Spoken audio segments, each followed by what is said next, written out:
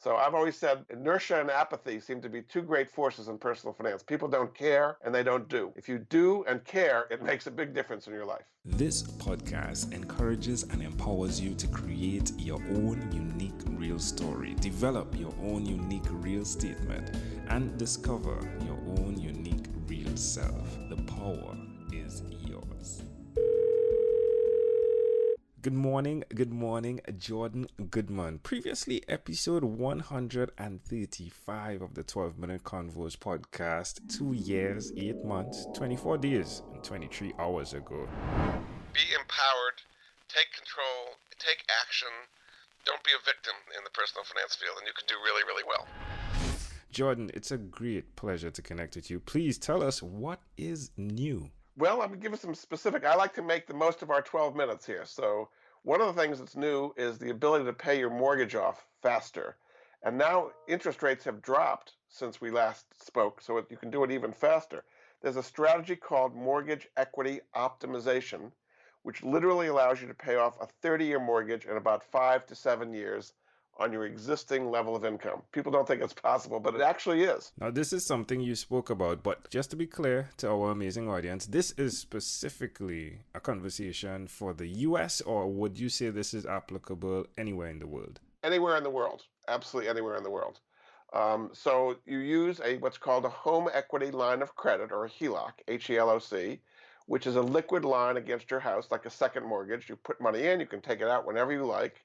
And it makes a huge difference because you keep your income, which normally is sitting in your checking account doing nothing for you, in the HELOC, and it pushes the balance down that you owe every day. And therefore, your principal is being paid off at a much, much faster rate. There is a free website to kind of check out how this would work for you, which is called truthinequity.com. And then you fill in what's called a personal profile with all your numbers, your income, your expenses, your mortgage, your house value, all those things.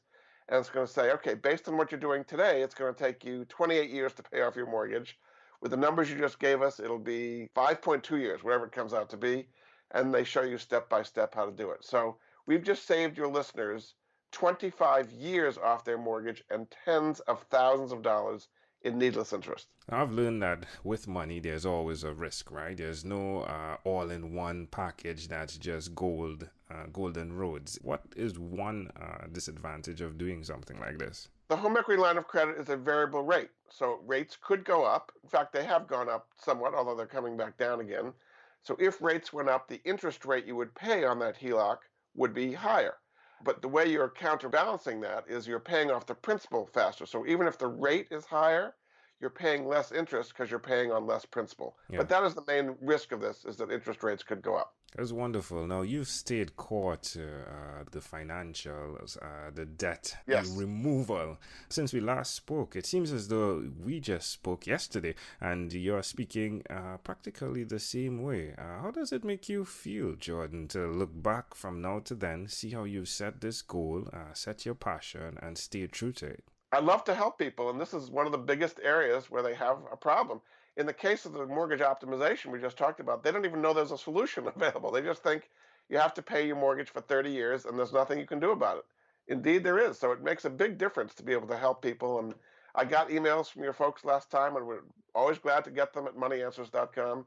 This is my passion, to help people do better with their finances. Now, that's the mortgage. Tell me a bit about insurance. That's another big subject. It is. Well, a lot of people don't realize they can sell their life insurance policy for literally hundreds of thousands of dollars instead of letting it lapse and getting nothing from it. People pay in to a life insurance policy for many, many, many years, and then they get to their 60s or 70s, and they don't need it anymore because their kids are self-sufficient, and they're paying all these premiums and getting nothing out of it.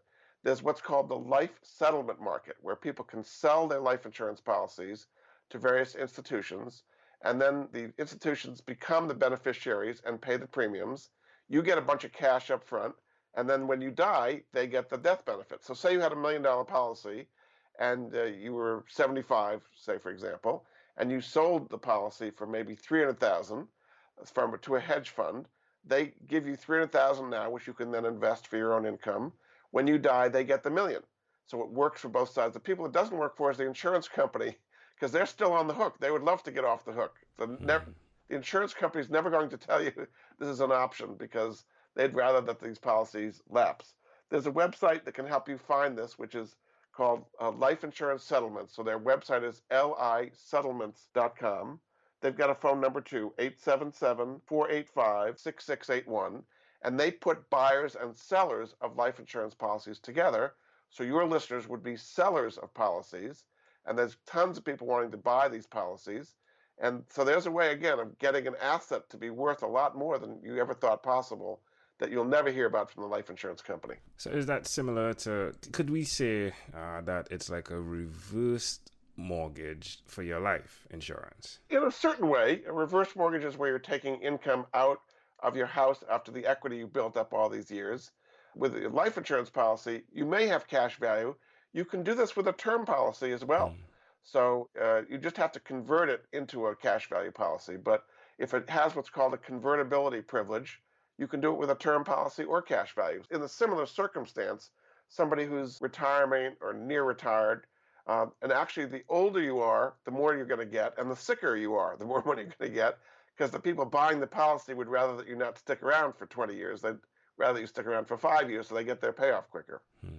Well, that's interesting. Now, I'm thinking immediately, and I'm pushing back on everything for my amazing audience. Probably these may be their questions as well. How does the legacy model line up with that? Because sometimes individuals take these insurances because when they die, they hope to pass on the money to a next of kin, or a child. So how does that affect that? Well, the kids have to know about this. In fact, when you go through the paperwork, the kids have to sign off that they know this is happening because you're right. The kids will not get the life insurance proceeds, the death benefit anymore. But if the kids are self-supporting and they see that the $300,000 or whatever their parents get will make a major difference in their lives, the kids can say, I'd rather that my parents have a decent retirement than I get $1 million later. Yeah. So you're right. They're not going to get it. But hopefully if the kids will want the parents to live in a good state, because a lot of people are getting to retirement without close to enough assets to live. They're going to live a long time, but not the money to do it. This gives them the money to at least make a major difference in their retirements. Now, is this available as well on an international market? Yes. Okay. All over the world. That same website, lisettlements.com, can deal with people anywhere around the world. People buy life insurance all over the world, and you can sell the policies all over the world. Now, we were talking about the children. Let's talk about that. That's something that seems to be a mounting pandemic, student loans. Huge, yeah. In the United States, it's about $1.6 trillion in student loans outstanding now. And it's a huge burden. These are 30-year loans at pretty high interest rates. And every year that there's a graduation, we add about $100 billion in new student loans. It's just staggering on a lot of people. So you can consolidate them. Probably the best solution is to refinance those student loans into one loan at a lower interest rate. Typically, you can get like 3 or 4% instead of 6 or 10 or much higher interest rates. A place to do that is called Splash Financial, and the website for them is splashfinancial.com, and then just do /money answers. They know it's me that way. You get $300 off your first payment, and now you have private loans, you have federal loans. You can combine them all into one at a lower interest rate and save yourself a lot of money. They've also got a phone number, 800-349-3938. So I'm not making the loans magically disappear, but getting them consolidated into one at a lower interest rate will help people pay them off quicker. Empowerment was a big word, even a theme of the conversation when we last spoke. How does it make you feel again to see how you've been empowering others and to see the benefits of it? It's huge. Student loans is probably the biggest problem for people graduating today. Over 50% of people are graduating are going back and living at home again because they can't afford to both pay for their student loans and rent an apartment and buy a car and start a family and all the things people normally do in their 20s.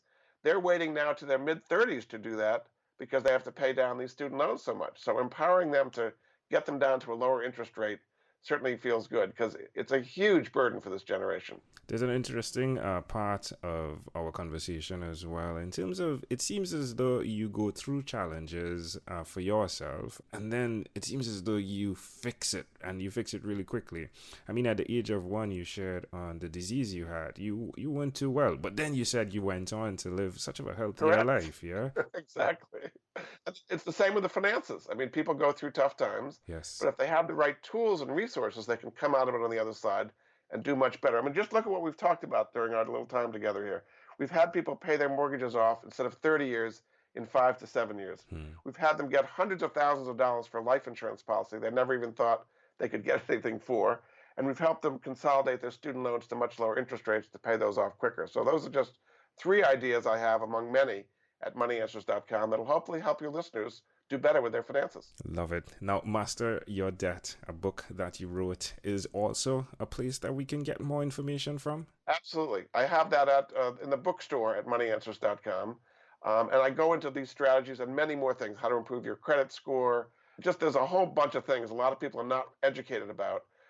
And if they do better with their credit, they can do better with all of their personal finances. When we spoke as well, you talked about your 26-year-old son, who I'm guessing is around 29 now. He is 29 now. That's correct. And the Airbnb that he was doing, right? Is he still doing that? He is still at Airbnb. That's correct. He's been there for about 3.5 years now. That's wonderful. And the company has grown dramatically since then. Yes. You know, it's like when you said it back then, I didn't know what it was. And now everyone knows what Airbnb is, yeah? Exactly. And so he's been part of that whole thing, and he's part of what's called the guest growth team to bring new people in. They do other things in addition to renting homes and apartments now. They have what's called Airbnb experiences, and now the new thing is Airbnb adventures. So you can do more than just go to a place, but they have you can learn a language, you can do art, you can do political things, you can do scuba diving, just all kinds of different experiences around the world. So it's a very forward-looking company, and it's a fun place to work for my son. Well, my friend Jordan, I want to take this time to say thank you. Thank you for showing up as who you are way back